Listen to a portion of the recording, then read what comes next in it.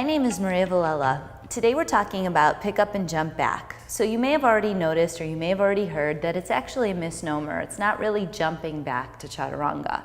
It's a slow controlled movement that starts from leaning the weight forward as you extend the legs back to chaturanga. So we'll start off just reviewing what are the 4 positions of the pick up jump back. And then from there, we're going to go into how do you transition out of some of the poses in the primary series once you can perform the pick up and jump back.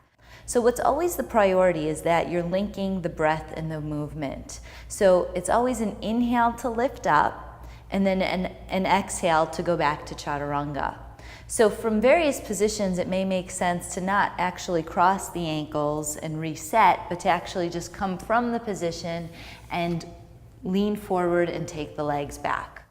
So we'll be going through what those transitions are and how to, little tricks on how to get into them. Little ways of getting the body into those positions. And then also we're going to look at some of the challenges that come up when you're learning the pick up and jump back. So for some people it can be a matter of not having enough hip flexion, which means they can't really get the knees in towards the chest enough to clear the floor. And then for some people, it's also a matter of not having the strength to lift everything up.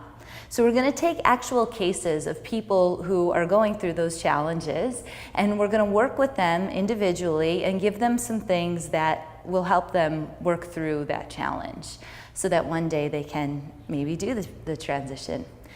Okay, so starting off with the review, we start in Dandasana, we come out of our postures. Now, even if there is a more efficient way, like let's say we start off in Janushirshasana, until you can actually do the full pick-up jump back with the crossed legs, I always recommend that you return to this basic pick-up and jump back. So we're going to go through some other variations on the pick-up and jump back, but until this one is really clean and strong and solid, I suggest that you always come and work on this one throughout your practice.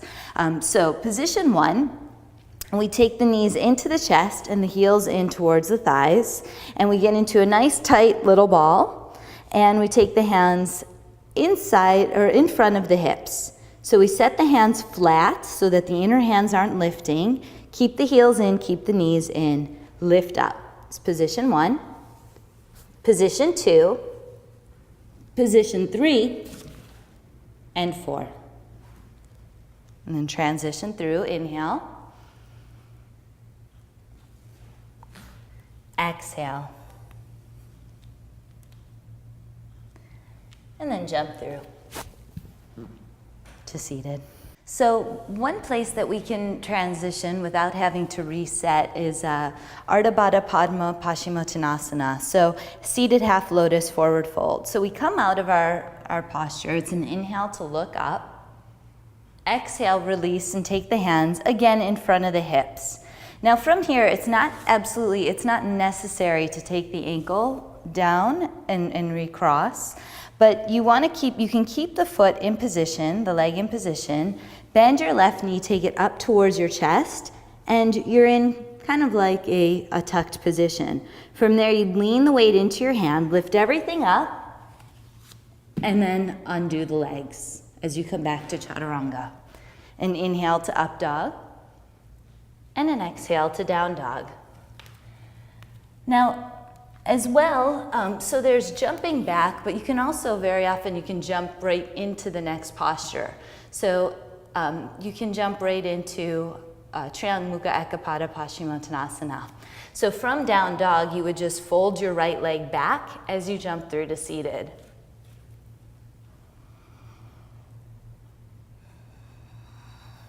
End of the exhale, look forward, bend your knees, and float through right into the position. And then from here, let's say we're coming out of the position. It's an inhale to look up. Exhale, again, you set the hands slightly in front of the hips. Now, bend the elbows, start to pull the knees together, and lift everything up off the floor. Now notice it's not here. I'm not lifting my hips up off the floor. I'm lifting everything, my knees, my hips, my feet, everything up off the floor. So Inhale, exhale, lift up, bend the left leg back, and then shoot it back. Inhale, up dog, and exhale, down dog.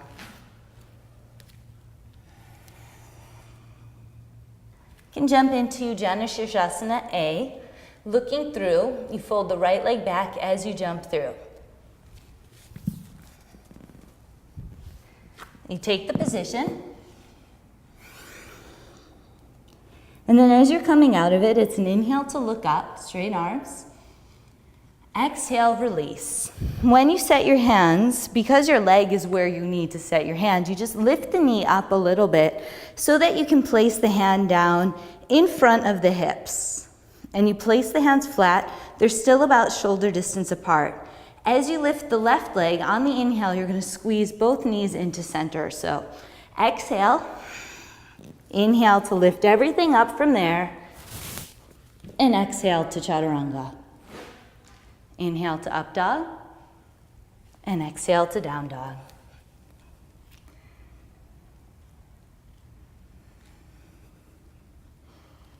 We can also jump into B position in a similar way that we did for A. So you look forward, end of the exhale, you jump forward, fold the right leg back, and then keep lifting, and then slowly lower down the weight of the pelvis onto the heel. Then you reach forward for your left foot and fold. Now when you're coming out of it, same as A, it's an inhale to look up, exhale, release. So you set, here the knee is both out to the side in the full version. You have to slightly move the knee in order to set the hand down. So it has to come up and just a little bit in so that you can get the hand in front of the hip instead of doing it this way. So hand comes down, square your shoulders off to the front, exhale completely, inhale to lift everything up, and exhale to shoot it back. Inhale to up dog, and exhale to down dog.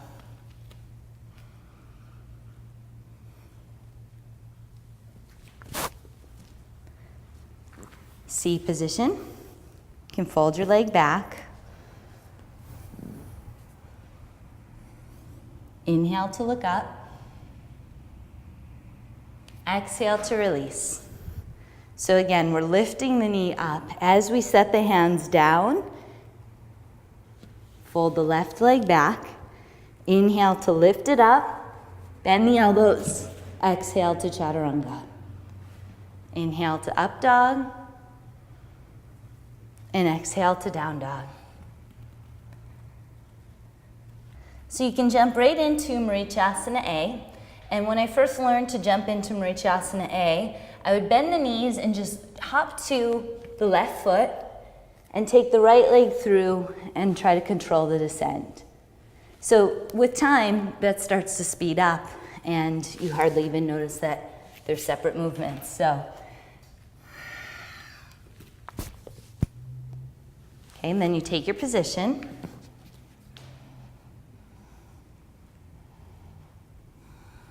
And then as you're transitioning out of it, it's an inhale to look up, exhale to set your hands flat. Now, what very often happens when we're learning this transition, I'll show you what happens and what we want to avoid doing, is you press the hands, lift up, take the right leg back, and then lean into the right arm, and then take this leg, and then the other one to follow. So instead, we want to actually take both legs back to chaturanga at the same time. So you come into your position, set the hands flat. It's an inhale to look up, lift up, exhale, take the feet together, keep pushing into your right hand, and exhale to chaturanga. Inhale to up dog, and exhale to down dog. So from Marichasana B, you can jump through to seated. And take your leg into half lotus, the other one bends to the ceiling. Now, here the same thing happens as in Marichasana A, where you can do this and lean into this arm. So once you set your hands flat in front of the hips, lift up. If you start to go like this in order to come back, it's actually harder to do here because the knee won't clear in that way. So you're kind of forced to do it properly. So take a deep breath in, exhale, inhale, lift it up, keep lifting the knee, exhale, bend the elbows, and then shoot the legs back. Inhale to up dog, and exhale back. The next thing we'll go through is the full lotus position. So a lot of times when we're learning lotus and we're trying to transition out of it, this is what I see people do. And there's nothing wrong with it. I actually think there's some value in doing this transition. So what will happen is people lift their hips up, come up onto their knees, take their hands pretty close together, closer than shoulder distance apart, and squeeze their elbows in so they can rest their body onto their elbows. Then from that, they'll lift the knees up and undo the legs, and then come into an up dog. So what's valuable about taking that transition from there is that you can learn how to undo the legs from lotus and shoot the legs back. The next way that this can be approached is you come into your lotus. Now when you're in your lotus, you want to squeeze the knees together a lot. Again, the hands would come in front of the hips. So here what happens is once you take the feet through, you can actually hook your toes onto your arm and use that to lift your hips up and shoot the legs back. Again, this is something that's a transition that you can use to learn the actions, but ultimately you want to come away from doing it this way. Exhale, lift up, inhale, hook the toe, and exhale, shoot it back. Up dog and down dog. And jump through. We'll take lotus again.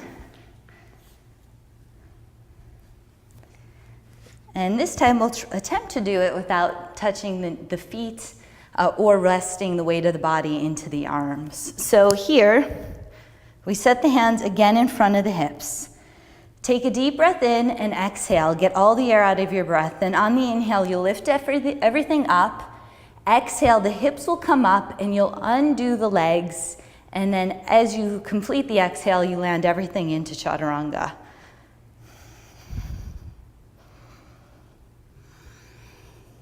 Hands in front of the hips.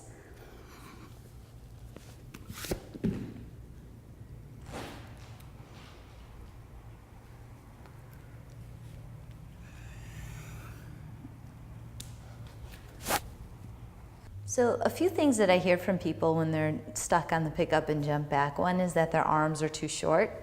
Very few people is this actually applicable. You can have fairly short arms and a long torso or long legs and still be able to do the pick up and jump back. So where you'll know if your arms really are in fact too short is here. If you have space between where your shins are and your hands are, then you know that your arms are not actually too short. But it definitely does, it makes it more challenging if your arms are too short, because what that means is that you really, really have to push into the floor and find lots and lots of height there. So for people who have shorter arms, they have to lift up that much more. Whereas if you have long arms, some people, I think the reason that it is so easy for some people is that they can just set their hands down, push the floor and straighten their arms, and they are already lifting off the ground. Another place where it gets really challenging for people is if the hips are really tight. So when you don't have a lot of hip flexions, so in a pose like Marichasana A, if you're in a place like this, what that tells you is that if your body can't come forward here, then it's going to be really challenging. Because there's so much locked up tension in the hips, it's going to be really challenging to bring the legs in. So poses like Marichasana A would be an indicator of if that might be the case. Another place we might see it is Baddha Konasana. in a pose like Baddha Konasana. If the knees are up here, then it probably is a good indicator that people are going to have a difficult time working against the resistance of all those clenched up muscles in order to bring the knees into the chest. And then another place that another thing that becomes an obstacle is just not enough strength to lift up and go back. So in those cases, it's usually if somebody pushes the hands, and it tends to be in people who are very flexible, that strength is often really challenging. So when you press the hands down, someone will lift up here and then have to touch the toes to the floor as they jump back.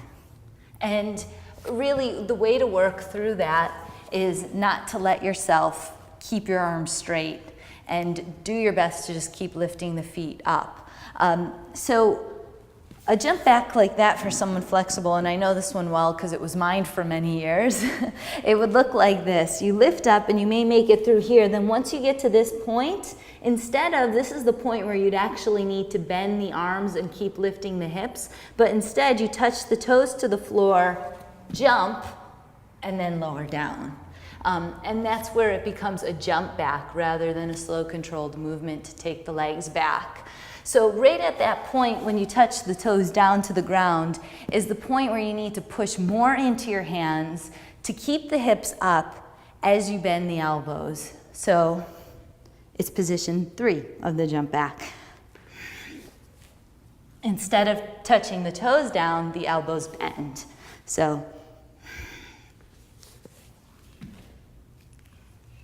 a lot of that too, in addition to it being arm strength, and we can think of it as core strength, another part of the puzzle is hamstring.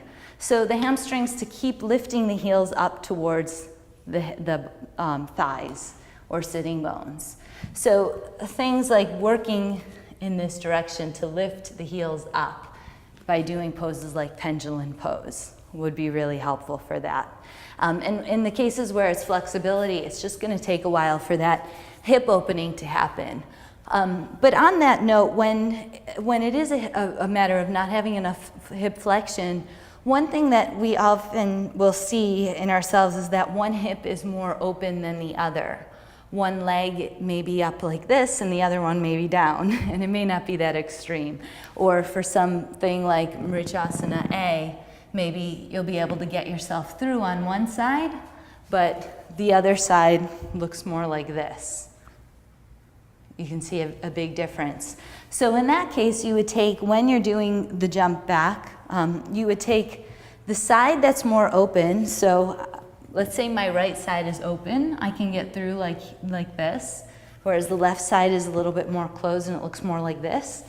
You would cross that leg over top. And the reason you would do that is this one has a little more strength because it's more open.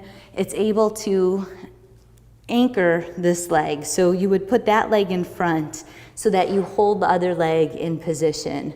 If this one's in front and it's too tight, it can't come in all the way, then it's not even going to reach this one. But if you do this, put this one in front and it has the strength, then it'll keep everything tightened up. And you may be able to jump through that way. Or it may be a better way to approach it for a while until the other side opens up. So this is Nina. Nina has a beautiful fluid practice. She's incredibly flexible and open, and she's also really strong. She has deep forward bends with really open hamstrings, a great back bend, open hips in both flexion and extension. Here's Nina's basic jump back. You can see that she kind of slides back, never really lifting the knees up to the chest or the heels up towards her sitting bones. And then once her toes touch the floor, she just steps back to chaturanga. So she's not really working the effort of lifting everything up. She also does a lot of different variations on the jump back, like from Triyang Mukha Ekapada Paschimottanasana.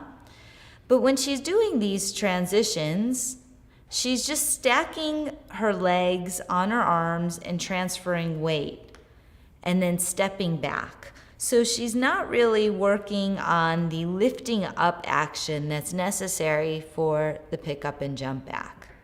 Like for Marichyasana A, she sets her hands down, leans forward, brings her feet together, then steps her left foot and then the right. For Marichyasana B, she stacks her shins on top of her arms, leans forward, and then undoes her half lotus and takes a jump back like she would from Bakasana. From Padmasana, she rests her body weight on her elbows and then shoots her legs back. If we break down Nina's jump back position by position, we can see that Nina's feet would clear the floor. She has enough space.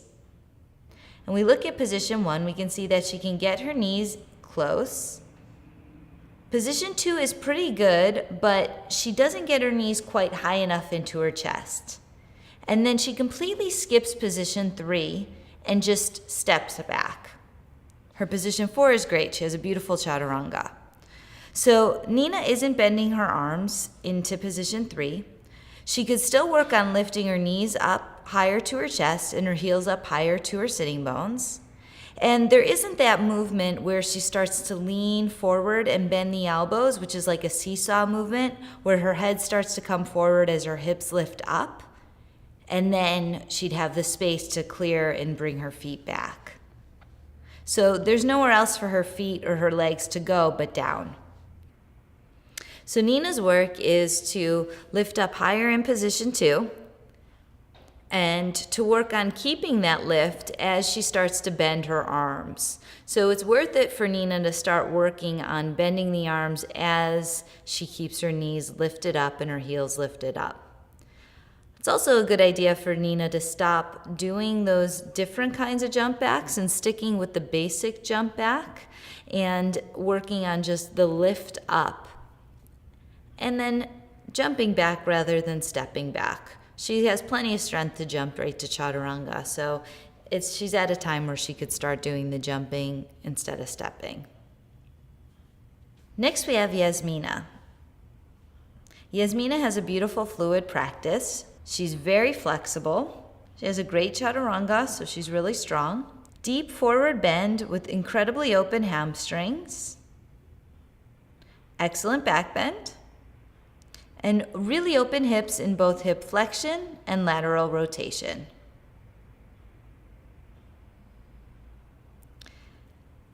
So Yasmina's basic jump back, you can see that she doesn't get enough lift and she skips over position 2.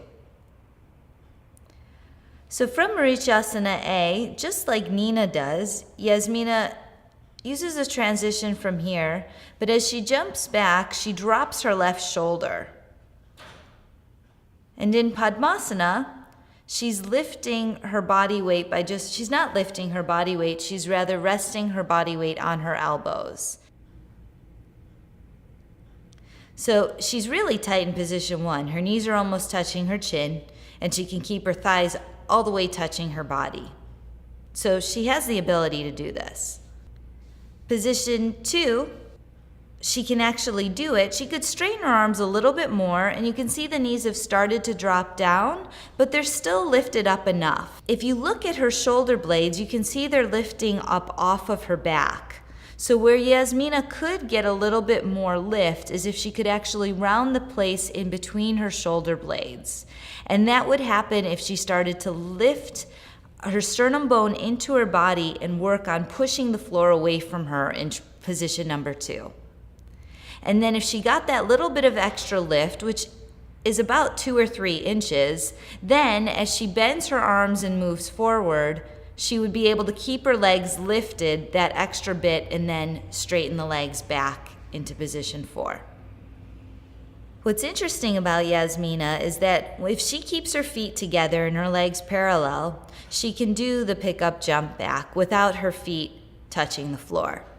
So when Yasmina has her feet together and she goes into position 2, she actually gets that rounding in the upper back, which is really necessary in the pickup and jump back. And that's why she's able to do the pickup and jump back with her feet together and her toes never touching the floor. So it's right in position 2 that Yasmina has a little extra work. To lift up between her shoulder blades, to get her hips to lift up higher. And that's all going to come from just building strength in position 2 and then working on maintaining that strength in position 2 as she goes into position 3. And for Yasmina, because she has so much range of motion in her shoulders, I would keep her working on the basic jump back instead of having her do all those other transitions from Triang Mukha or Janu Shirshasana A or B, just so that she can keep her shoulders stable and squared as she's jumping back, so that it's more about lifting up from the core and building that strength in her shoulder girdle. So next up is Joe. Joe's quite different than Nina and Yasmina. Joe is really strong, but he's a lot less flexible than either of the two ladies. So for Joe, his work is more on flexibility than it is on strength. Fairly limited range of motion in his hamstrings, so not as deep of a forward fold. And then a lot less range of motion in his hips. So both in hip flexion and in lateral rotation of the hips, Joe is pretty limited. If we look at Joe's Baddha Konasana, you can see that his left leg particularly is extremely limited in lateral rotation. So for Joe, it may be really helpful to use that trick that we talked about earlier, where you use the right leg to cross over top of his left when he's doing the jump back. And because he has a lot more range of motion in his right leg, the right leg will be able to pull the left leg up, keeping it closer to the body and anchoring it into the body so that he can do the jump back. Here's Joe's basic jump back. So you can see that Joe skips position 1 and position 2, but he's pretty good at position 3 and 4, the two positions that require more strength.